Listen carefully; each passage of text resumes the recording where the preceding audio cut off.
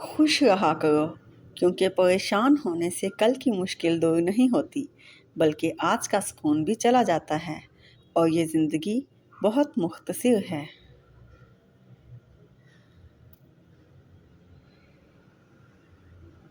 روٹھ جانے کے بعد غلطی چاہے جس کی بھی ہو، بات کا آغاز وہی کرتا ہے جس کو بے پناہ محبت ہو۔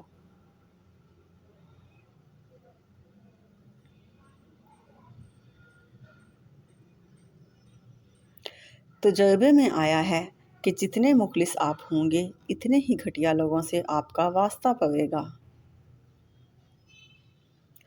کچھ لوگوں سے عجیب سا رشتہ ہوتا ہے، وہ لڑتے رہیں، ناراض رہیں، ڈانٹتے رہیں، مگر دل کرتا ہے کہ وہ ہمیشہ سامنے رہیں۔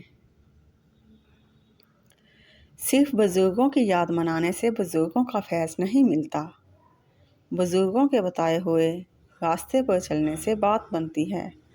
واصف خیال۔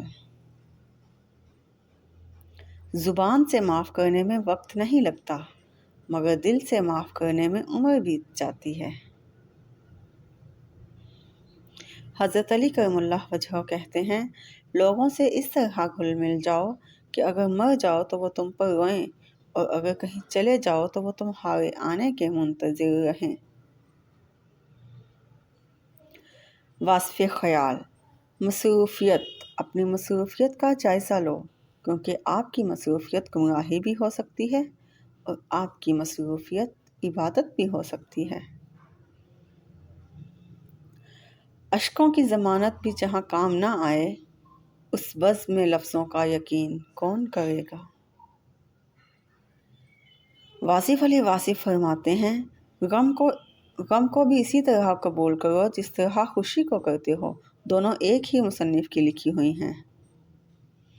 آنکھ دنیا کی ہر ایک چیز دیکھتی ہے، مگر جب آنکھ کے اندر کچھ چلا جائے تو اسے نہیں دیکھ پاتی۔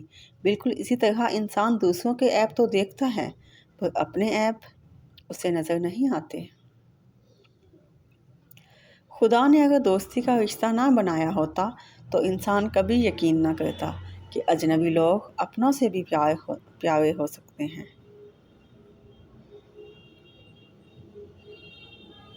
حق کے راستے میں سب سے بڑی سختی یہ آتی ہے کہ انسان تنہا رہ جاتا ہے۔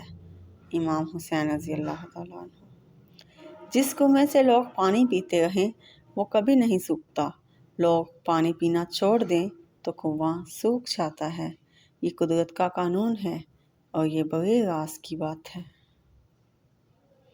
شیخ سعدی رحمۃ اللہ علیہ نے فرمایا، آپ کے اخلاق کی قدر بھی لوگ اس وقت کریں گے جب آپ کے پاس دولت اور طاقت ہو۔ غریب کتنا ہی خوش اخلاق ہو، لوگ اس کے اخلاق کو اس کی مجبوری سمجھتے ہیں۔